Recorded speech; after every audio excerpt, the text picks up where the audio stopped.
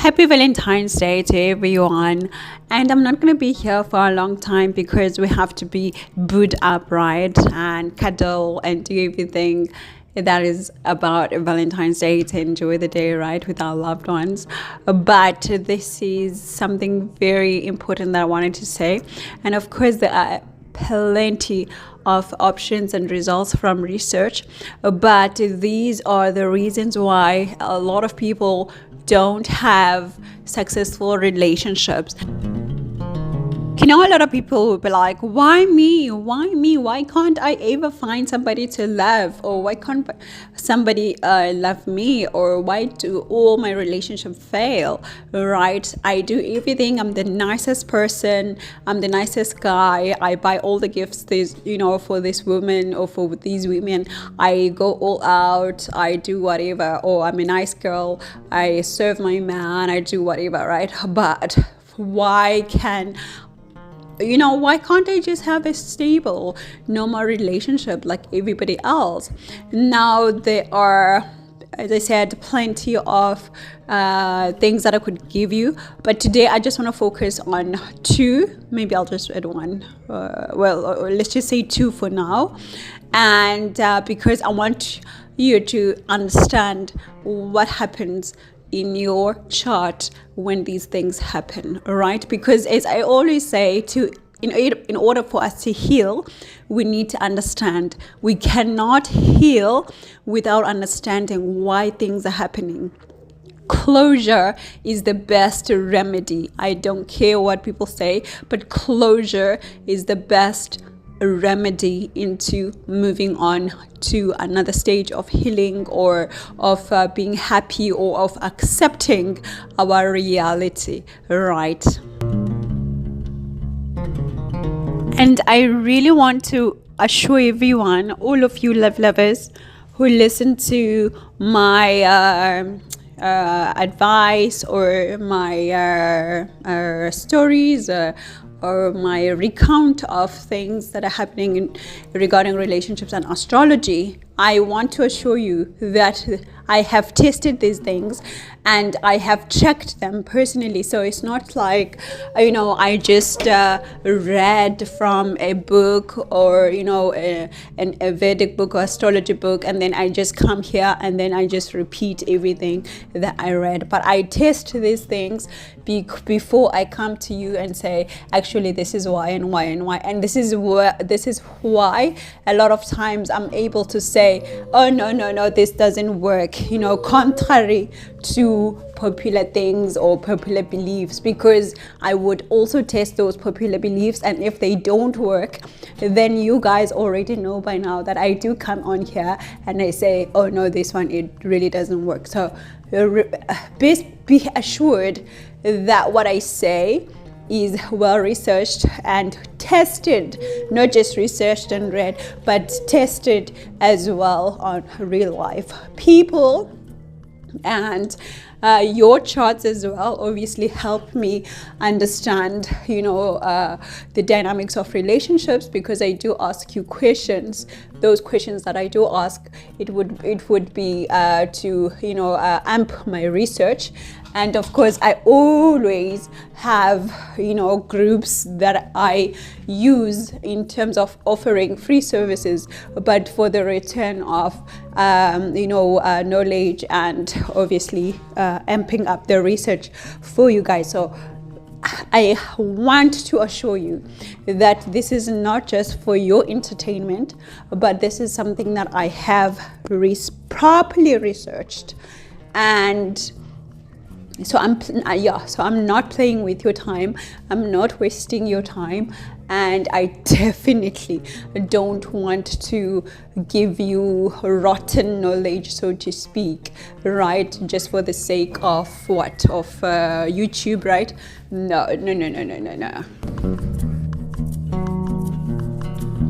So the first reason that I have today for you guys why people don't have successful relationships, or why an individual would constantly get bad results from relationships, is a combust Venus, right?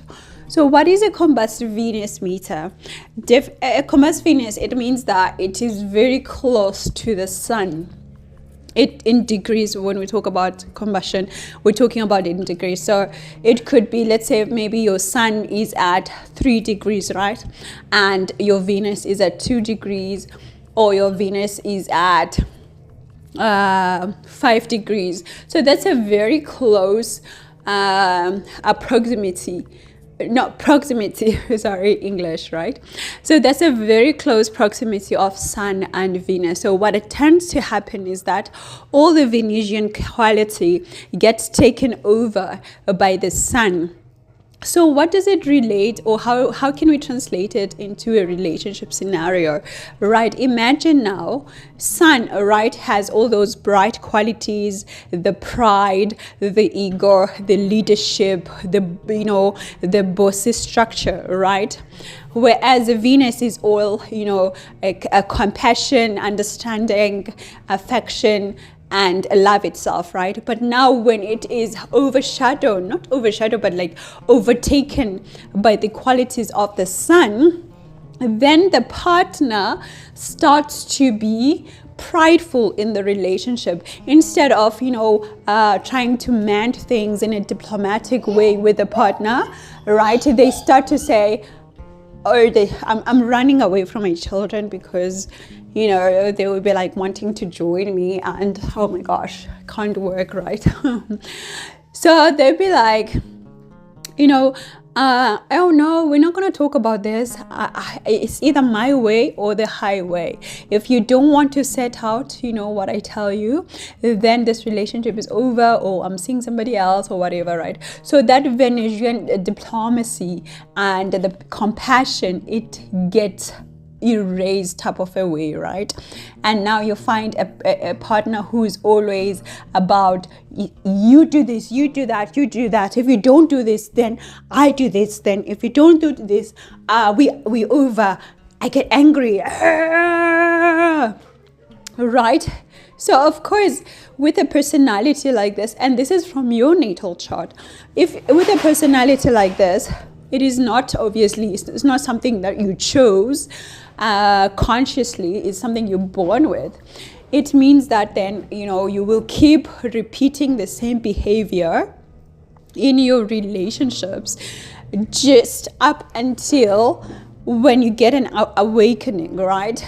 These are the things I'm going to discuss later, of when do you get the awakening? When does it get better? Because with age, each planet will, instigate a certain action. But of course, this is just an introduction, because technicalities, right? It becomes very technical. But anyway, that was the first reason, right? So the second reason why people don't have solid relationships, or relationships that last for a long time, or that are loving and compassionate, and or love lives here, right, is because if in your natal chart you have your Venus conjunct Mars, right? With this one, what it does is that it just it close as well, not any conjunction.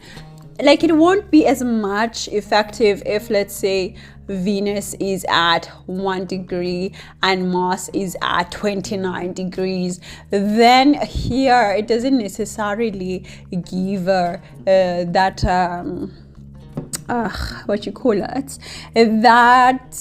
kick to be effective and to ruin the relationship, right? They have to be within the same degrees, because remember, when we talk about degrees, we're talking about nakshatras as well, which is not something I really want to discuss because it's so technical. But anyway, bit by bit, right? Bit by bit, you guys. Anyway, so they have to be within the same range of degrees, so let's put it like that, right, in order for the kick to come. Because what happens is that if your Venus is conjunct with your Mars in your natal chart, it means that your Mars energy, it takes over the qualities of Venus. So when your partner is saying, oh babe, I don't like your dress, your response wouldn't be like, oh, okay, thanks babe, I'm gonna change. Your response would be like, oh, I thought you don't like me, oh, you hate me, oh, this is what you think about me, I don't want to be with people who look down on me, da da da, oh la la. And then you just start a fight, and then from the fight, and then it's like a breakup one. So this is just a simple example that I'm giving, which this conjunction of Venus and Masters in obviously towards making your relationships not lost. So that was number 2. Maybe let me give you the third one, and then we can end up the discussion, right? So then the third one is obviously the one I spoke about yesterday, whereby your Venus is conjunct with Ketu. Here I want to assure you guys the one thing, and this is something that I will explain to you in due time, but believe me when I say a conjunction of Venus and Ketu create a selfless love and non-judgmental love. This is why I have said it actually last year, I have said it briefly to you guys, that a person with a conjunction of Ketu and Venus in their natal chart can love literally everyone. They don't have preference. They can love a rich person, a poor person, a dirty person right from the garbage bin, and the most proper person ever, right?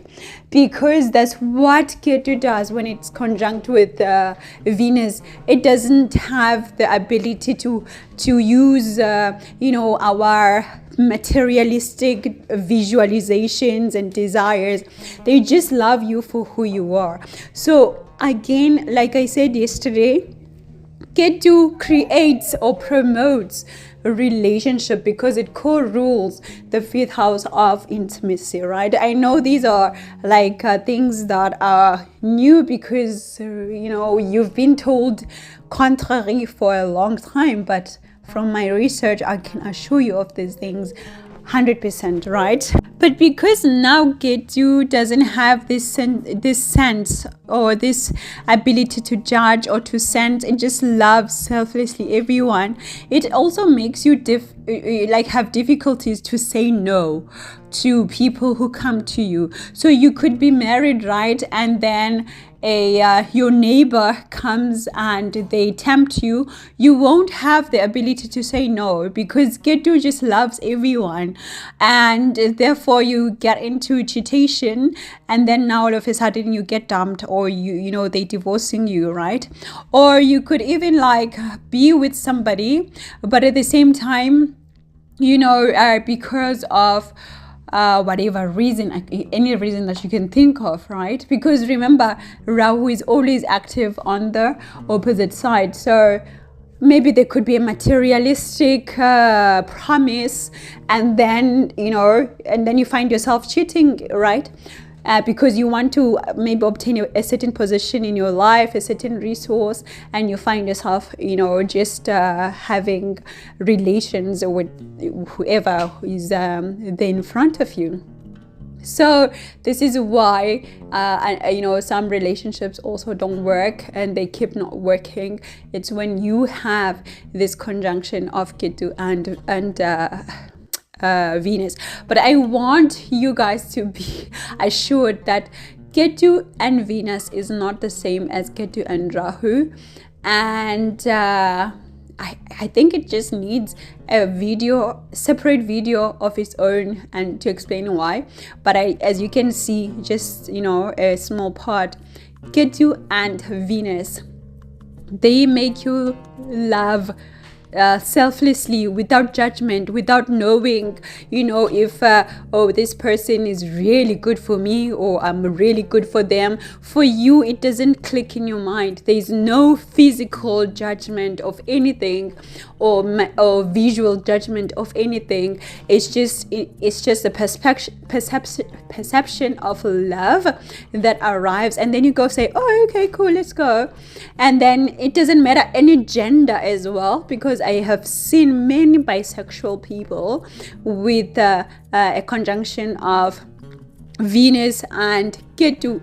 Again, it is the same reason, because they don't have the visual, physical, sensation of, oh no, this is a male, I'm also a male, so maybe we don't fit each other, whatever. Ketu and Venus together, they just see like, oh, there's somebody who's saying they love me, or who's showing interest in me. Oh, let's go for it. I'm here.